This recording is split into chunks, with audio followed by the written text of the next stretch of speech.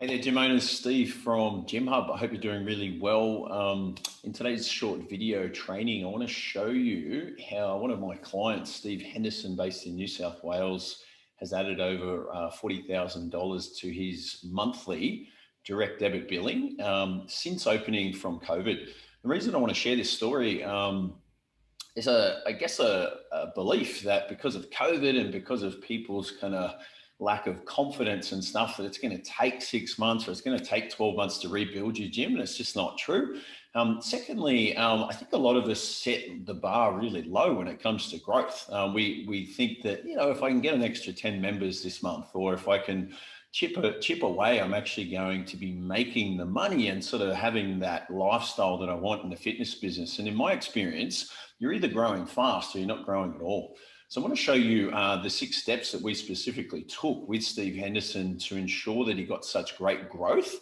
And remember, if you're making $42,350 more on direct debit, that's over $508,000 extra in revenue.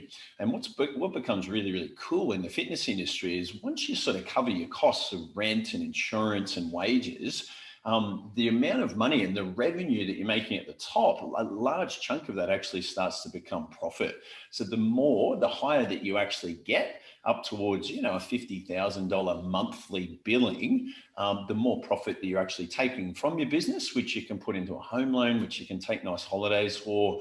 You can reinvest back into your gym or buy a second gym. So it's totally up to you what you do with it. But I want to share this video to give you confidence that you can grow faster than you're growing right now if you know what you're doing. So I'm going to share my screen. I'll take you through a quick case study of how we did it. So Steve Henderson's based there in Newcastle, so they don't have the same sort of population that I have at my gym. It's more of a rural or country area. At the same time, they've grown really fast. So there's 6 steps that they took, and I want to show you what we specifically did in order to get that. So grab a pen out, make sure to write these down if you specifically want to grow your gym over the next few months. So the first one is point of difference. And the tip I want to give you here is don't say community. So you'll hear a lot of people talk about point of difference, but they just don't have one. They say things like, yeah, we've got the friendliest gym and we've got community. You can't actually say it unless you can actually prove it. And in my experience, most people will say that word.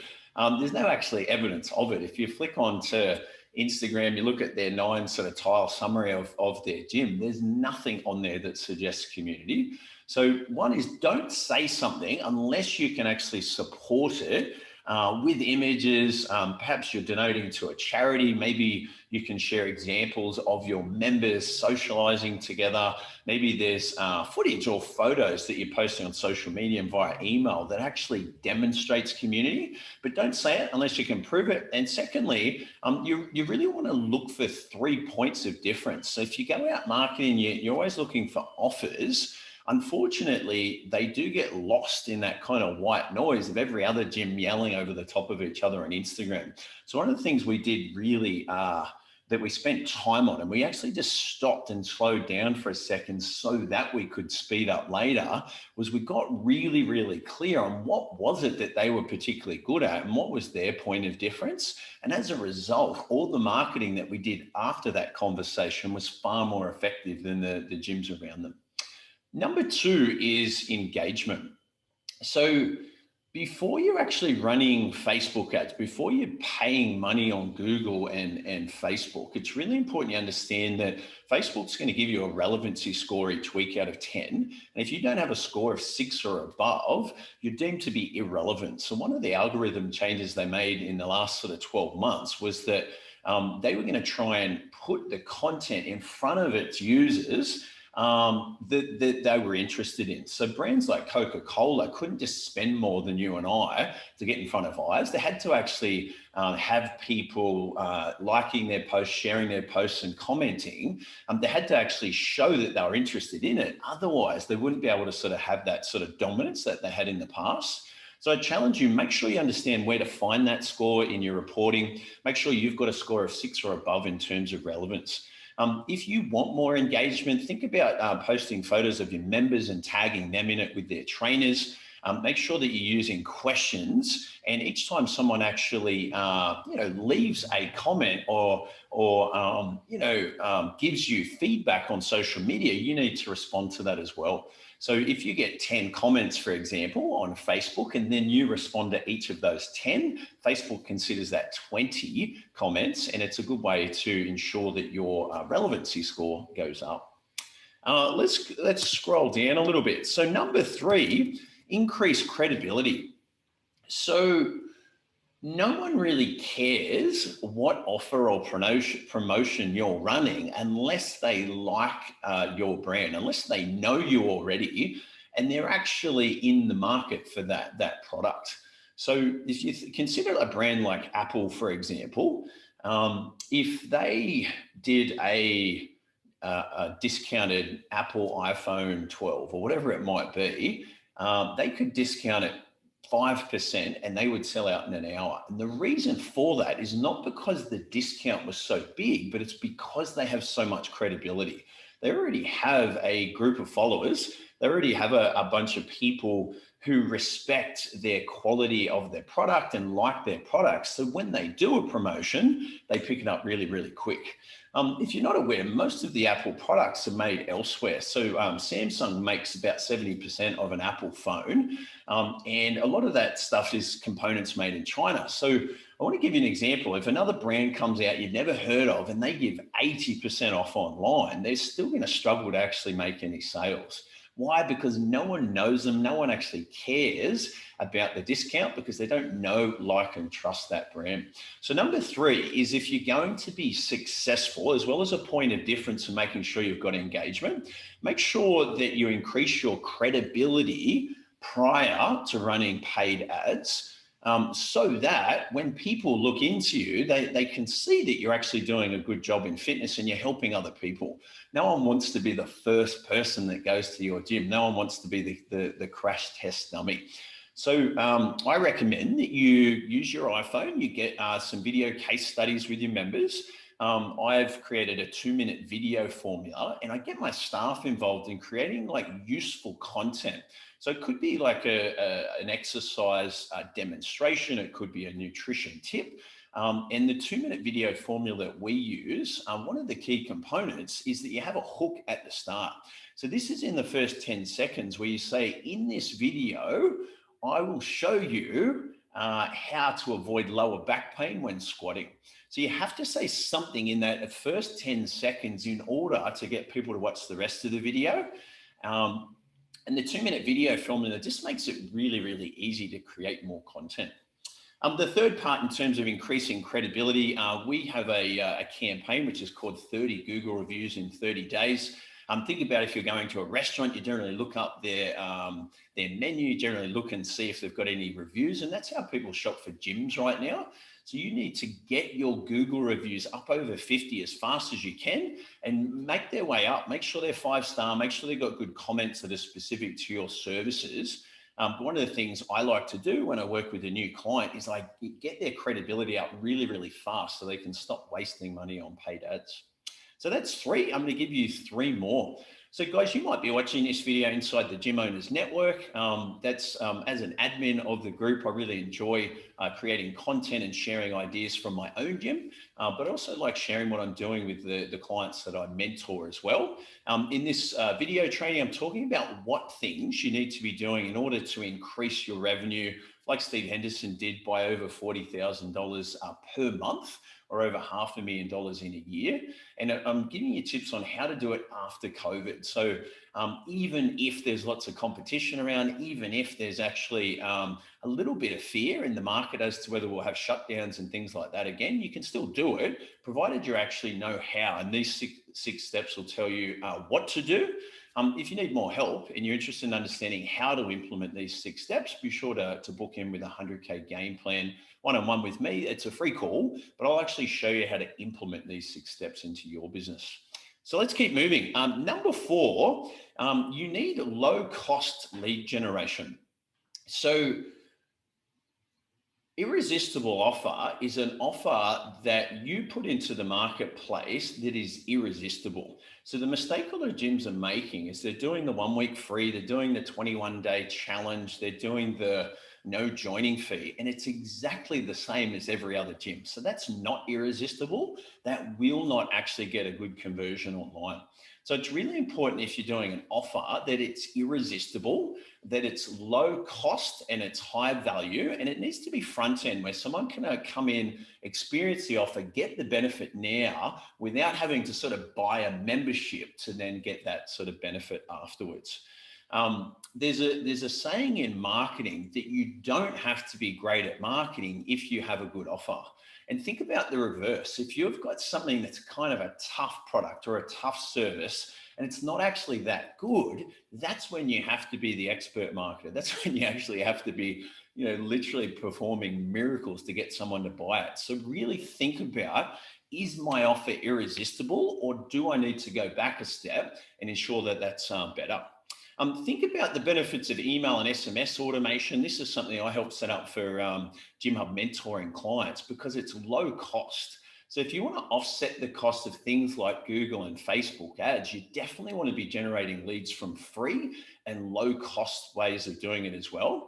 And we know Google suggests that it's somewhere between 9 and 33 times someone needs to see your business online these days before they kind of know, like, and trust you. So I don't want to be paying on Facebook for all of those. So if I can actually get in front of them, add some value, if I can sort of, build credibility through sharing some content and some blogs and things like that via email and SMS, if I can share case studies, I'm going to be moving my way past 9 towards that 33 or whatever that sort of magic number is for it, that buyer. So you need an irresistible offer. Do not pass go. Do not collect $200. If you don't have a irresistible offer, you're wasting your money on paid ads. The second part of that one, make sure you're using low cost and free marketing like email, SMS automations. And my favorite way to sort of stand out in the fitness industry is still using just short, authentic video messaging, and then just driving your traffic through to a landing page. Yes, you can get more inquiries if you're just driving them to an instant form on Facebook, but most of them are rubbish. Most of them don't answer the phone, and all you're doing is clogging up your sales process for your staff. All you're doing is frustrating your staff where they say, oh, the lead quality is poor. That's not actually your staff's fault, that's your fault. So consider actually driving them through to a landing page where it has a few more details about where you're based and what the service is. That way that content can disqualify a lot of the tire kickers for you. All right, you're doing well, guys.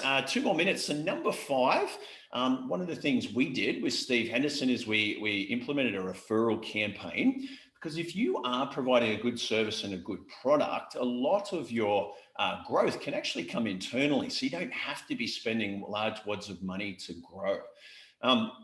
Make a mafia offer. So a mafia offer is an offer that's too good to refuse. It's an offer where it's win-win. So it's win for the member and it's win for their friend or family member that they refer in as well.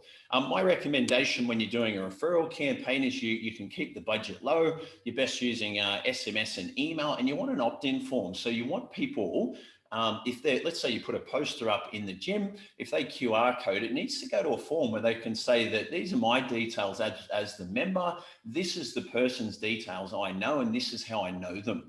If you leave it to your staff to get all those details, it's adding an extra step, and it's a reason why people won't actually give referrals, because they don't always have the time. But if you can actually make it streamlined, if you can make it really easy and not salesy for someone just to QR code and leave their details by having an SMS, an email, and a QR code poster that goes through the opt-in form, you're going to get lots and lots of referrals. The last one we did was around retention. We put a lot of focus on what the first 30 days looks like. If you don't have a process and a checklist for what you must have your new members actually seeing and hearing and doing in the first 30 days, it's likely that they won't get that 5-star experience. It's likely that they may not have a consistent training habit. They might have too many questions, therefore they sort of doubt themselves.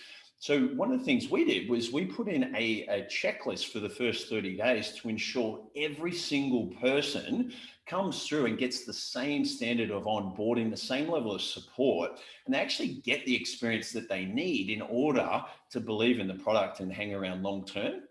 We set up a 12-month retention calendar. So we went through from January through to December. We put in a range of proven retention strategies. What I find is as a gym grows, we tend to forget a little bit more about the existing members and we focus more on lead generation. But one of the things you have to do, if you want your billing to actually keep going up, you can't have everyone sort of going out the back door. So what I do is I put it into a calendar for the mentoring clients I work with so that you don't have to sort of wake up and go, oh, that's what I should be doing today. Instead, it just prompts you to do it, and you can keep your existing members while still growing new members. The last one is a first aid sheet. So this is a process I created, just like, when someone is injured, when we talk about first aid is how do you respond at the first signs of like an injury? And what I have is a one-page check sheet where we identify people who are at risk or people who are showing symptoms of injury. So it helps you to understand what can you actually do in the first 7 days or 30 days when someone has first shown signs of not being interested in your gym. Maybe they're not engaged, maybe they're not getting results, maybe they haven't attended classes, or they haven't sort of connected with a good friend there. The first aid sheet process enables you to quickly fix it before it becomes a problem later. So there you have it. They're the 6 steps that I used with Steve Henderson up there in Newcastle. I mentioned before that he has, in 7 months since reopening from COVID, he's added $42,350 to his monthly billing. So that's over $508,000 in annual billing. Even though there's gyms all around him, even though we had COVID and there's a bit of uncertainty. And the reason being is we're not focusing on the competition. We're not focusing on what we can't do. We're just focusing on what we can do. And those 6 steps are aimed at showing you what to do. Again, if you need more help, be sure to personal message me. I'm more than happy to book in if you're based in Australia and New Zealand and you want help to implement this, or even just an analysis of how it would actually work inside of your business. Be sure to click the link, book a 100K game plan session with me. If you qualify, I'll dive in, I'll pull apart your business, and I'll show you how to get some quick growth in your business. I'm Steve from Gym Hub. If you like this type of training video, please leave a comment below and I'll create more of them. Thanks, guys. Bye.